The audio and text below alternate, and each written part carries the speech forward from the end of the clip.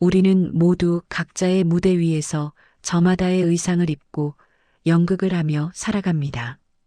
누군가는 화려한 비단옷을 입고 주인공이라 착각하며 거들먹거리고, 누군가는 먼지 묻은 작업복을 입고 스스로를 조연이라 믿으며 고개를 숙입니다. 하지만 여러분, 무대에 막이 내리고 조명이 꺼진 뒤 우리가 걸쳤던 그 옷들을 다 벗어던졌을 때 과연 우리에게 남는 진짜 모습은 무엇일까요?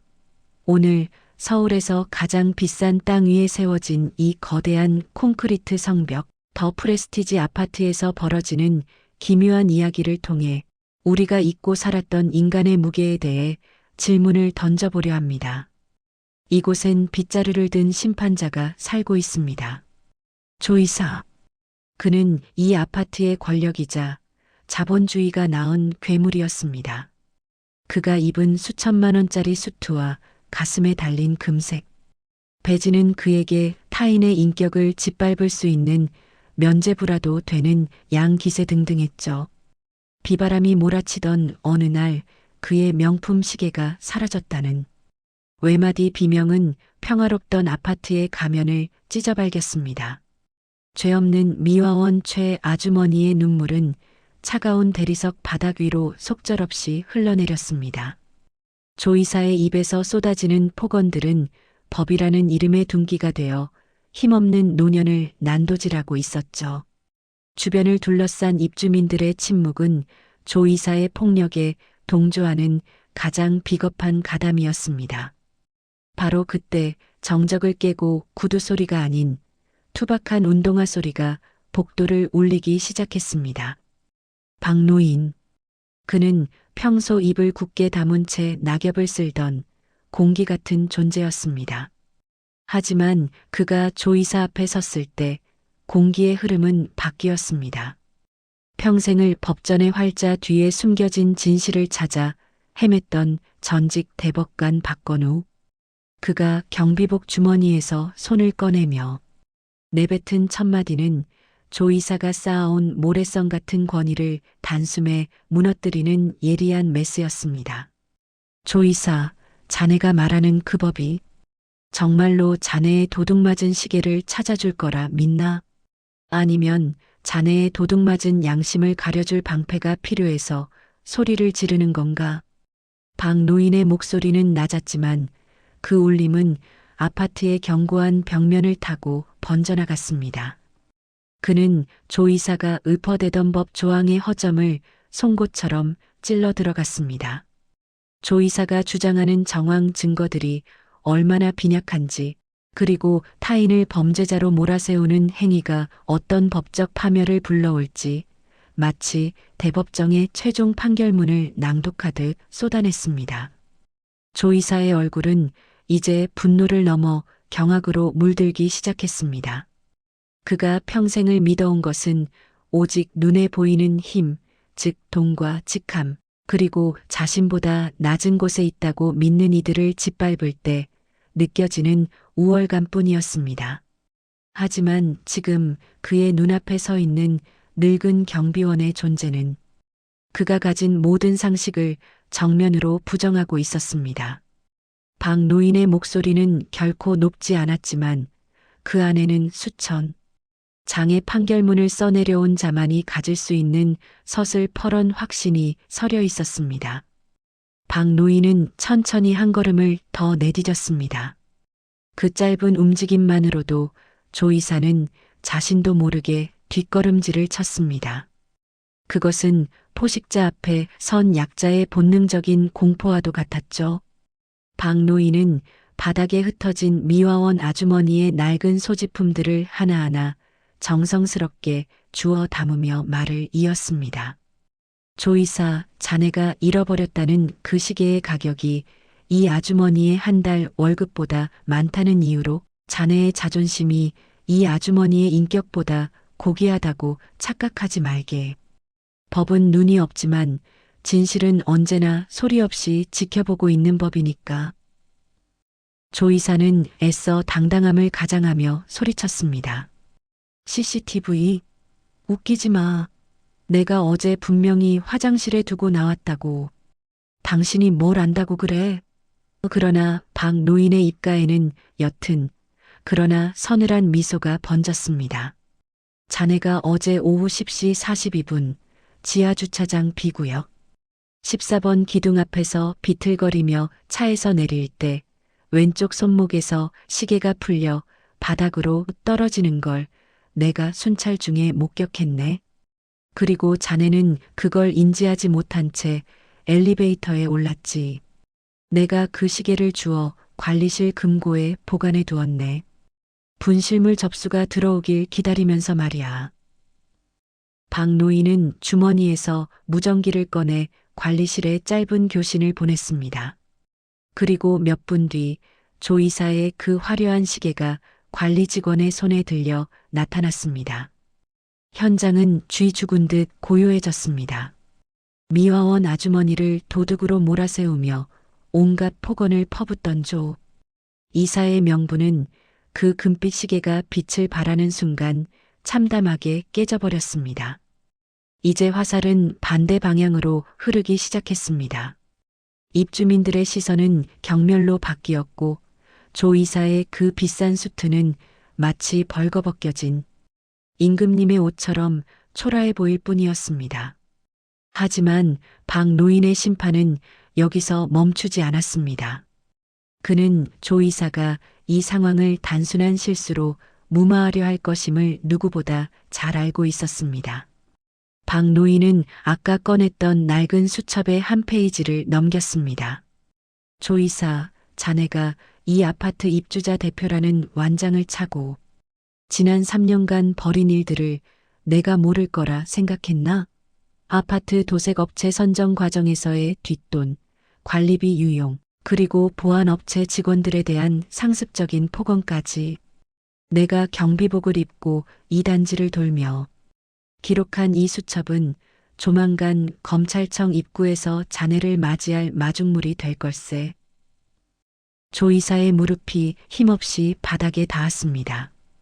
그가 그토록 무시했던 경비원의 손에 들린 것은 빗자루가 아니라 자신의 인생을 송두리째 무너뜨릴 서슬퍼런 기소장이었습니다. 사람들은 경악했습니다. 저 늙고 초라한 노인이 어떻게 저런 치밀한 정보와 법적 논리를 가질 수 있는지 의구심이 피어올랐죠. 하지만 박 노인은 그들의 시선을 뒤로 한 채 울고 있는 최 아주머니에게 다가가 자신의 마른 손을 내밀었습니다. 아주머니, 고생 많으셨습니다. 이제 가셔서 따뜻한 물 한 잔 드세요. 세상은 아직 당신의 편입니다. 폭풍 같은 시간이 지나갔습니다.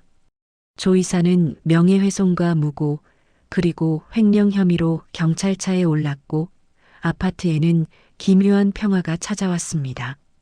입주민들은 이제 박 노인을 함부로 부르지 못했습니다.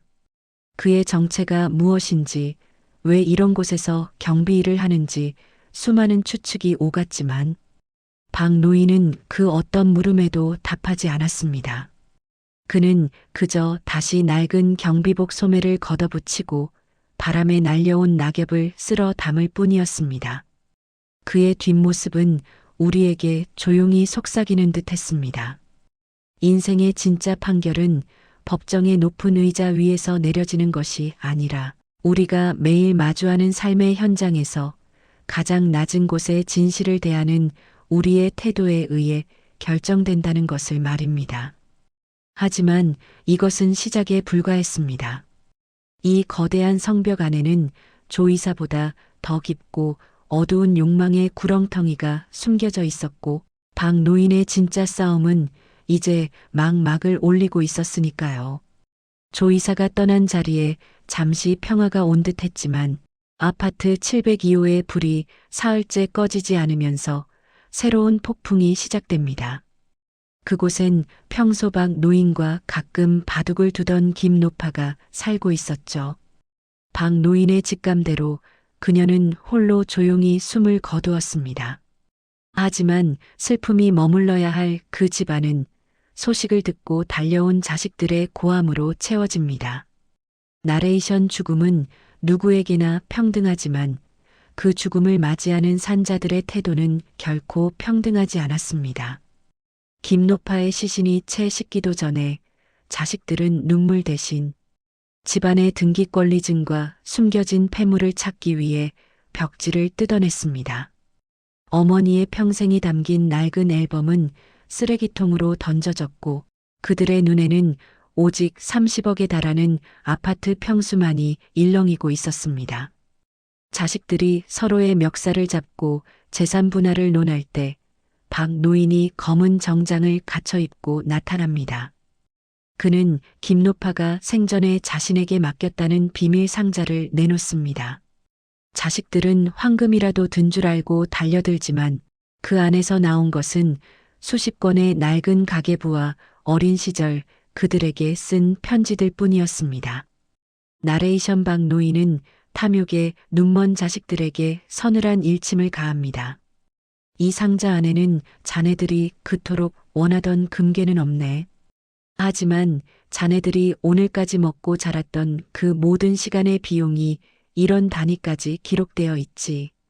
자네들의 어머니는 죽는 순간까지 자네들이 사람답게 살길 바랐지만 자네들은 오늘 그 마지막 기회마저 발로 차버렸군. 그리고 박 노인은 김노파가 사전에 작성한 법적으로 완벽한 유언장을 공개합니다. 아파트를 포함한 전 재산은 사회에 환원한다는 내용이었죠. 전직 대법관의 검인이 찍힌 그 문서는 그 어떤 변호사도 뒤집을 수 없는 철옹성이었습니다. 아파트에 대규모 재건축 바람이 붑니다. 미래 건설의 최 회장은 주민들을 매수하기 위해 거액의 발전기금을 약속하며 동의서를 받기 시작합니다. 하지만 그 이면에는 부실 시공과 원주민들을 내쫓으려는 검은 음모가 도사리고 있었죠. 최 회장은 입을 다물어주는 대가로 박 노인에게 거액의 수표를 건넵니다. 최 회장은 사람의 가치를 오직 숫자로만 계산하는 자였습니다. 그는 경비복을 입은 박 노인을 보고 비웃으며 두툼한 돈봉투를 내밀었죠. 노인네, 평생 만져보지도 못할 돈일 텐데 적당히 눈 감고 남은 인생 편히 사시지. 하지만 최 회장은 알지 못했습니다. 자신이 매수하려던 그 노인이 20년 전 자신의 아버지를 횡령죄로 감옥에 보냈던 바로 그 판사였다는 사실을 말입니다. 박 노인은 최 회장이 제시한 계약서의 치명적인 독소 조항들을 분석해 주민들에게 알립니다. 건설사가 주민들의 재산권을 어떻게 침탈하려 했는지 법률 전문가가 아니면 절대 찾아낼 수 없는 교묘한 함정들을 하나하나 파헤친 것이죠. 박 노인은 건설사 설명회 현장에 나타나 마이크를 잡았습니다. 그의 목소리는 더 이상 경비원의 것이 아니었습니다.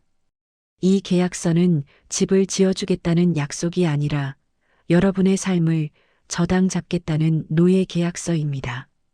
그는 20년 전 최 회장 일가가 저질렀던 비리 수법이 이번에도 똑같이 반복되고 있음을 증명해냈고 최 회장은 자신의 오만이 부른 파멸 앞에서 무릎을 꿇었습니다. 어느 날 아파트에 거만한 풍채의 한 남자가 이사를 옵니다. 그는 과거 박 노인에게 뇌물수수 혐의로 징역 10년을 선고받았던 전직 거물 정치인 한 의원이었습니다. 그는 경비복을 입은 박 노인을 단번에 알아보고 복수심에 타오릅니다. 한 의원은 자신의 권력을 이용해 박 노인을 해고시키려 하고 온갖 무시와 폭언을 퍼부으며 그를 괴롭힙니다. 한 의원에게 박 노인은 자신의 화려한 인생을 망가뜨린 저승사자였습니다. 그는 박 노인의 뺨을 때리고 침을 뱉으며 소리쳤습니다. 대단하신 판사님께서 어쩌다 똥오줌이나 치우는 신세가 됐나? 내가 여기서 당신을 어떻게 망가뜨리는지 잘 지켜보라고. 하지만 박 노인은 그 모든 수모를 고요하게 받아냈습니다. 그것은 비굴함이 아니라 이미 죄의 대가를 치른 자에 대한 마지막 연민이었습니다. 한 의원은 다시 한번 정계 복귀를 위해 불법 선거 자금을 모으다 위기에 처합니다. 그를 배신한 신복들이 그를 파멸시키려 할 때 오히려 박 노인이 결정적인 법적 조언을 건네며 그를 위기에서 구해줍니다. 단 정계를 완전히 떠나 속죄하며 살라는 조건을 걸고 말이죠. 박 노인은 증오를 증오로 갚지 않았습니다. 그는 법의 차가움보다 인간의 온기가 사람을 바꿀 수 있음을 믿었습니다. 한 의원, 내가 자네에게 10년형을 내렸던 건 자네를 미워해서가 아니라 자네가 지은 죄의 무게를 깨닫게 하기 위함이었네. 이제 그 무거운 욕망의 옷을 벗고 진짜 자네의 모습을 찾게. 한 의원은 박 노인의 진심 앞에서 어린아이처럼 통곡하며 자신의 죄를 참회했습니다. 박 노인의 1년 계약 기간이 끝나는 날 아파트 입구에는 검은색 세단 수십 대가 줄을 지어 들어옵니다. 현직 대법원장과 법조계의 거물들이 은퇴 후 자취를 감췄던 그들의 스승 박건우 대법관을 모시러 온 것이었죠. 주민들은 그제야 자신들이 함부로 대했던 경비원의 진짜 정체를 알고 경악합니다. 박 노인은 화려한 정장 대신 자신이 입었던 낡은 경비복을 정갈하게 접어 경비실 책상 위에 올려둡니다. 그리고 그는 아파트 정문을 나서며 시청자들에게 마지막 메시지를 던집니다. 지난 1년 나는 법전 속의 활자가 아니라 삶의 현장에서 살아 숨쉬는 진짜 법을 배웠습니다. 누군가는 나를 보고 미쳤다고 했습니다. 높은 의자를 버리고 왜 낮은 곳에 먼지를 쓰냐고 물었습니다. 하지만 여러분, 나는 이곳에서 보았습니다. 화려한 수트 속에 감춰진 썩은 양심과 낡은 청소복 속에 빛나는 고결한 영혼을 말입니다. 우리는 모두 잠시 세상이라는 무대에서 옷을 빌려 입고 살아가는 연극 배우일 뿐입니다. 그 옷이 경비복이든 법복이든 그것은 중요하지 않습니다. 중요한 것은 그 옷을 벗었을 때 우리에게 남는 진실의 무게입니다. 여러분은 지금 어떤 옷을 입고 계십니까? 그리고 그 옷의 무게를 견딜 만큼 당신의 영혼은 단단합니까? 나의 판결은 이제 끝났습니다. 하지만 당신의 인생이라는 법정은 지금 이 순간에도 계속되고 있습니다. 부디 당신의 마지막 판결문에는 후회보다는 사랑과 정의라는 단어가 더 많이 적혀 있기를 진심으로 기도합니다. 그동안 박 경비의 이야기를 들어주셔서 감사합니다.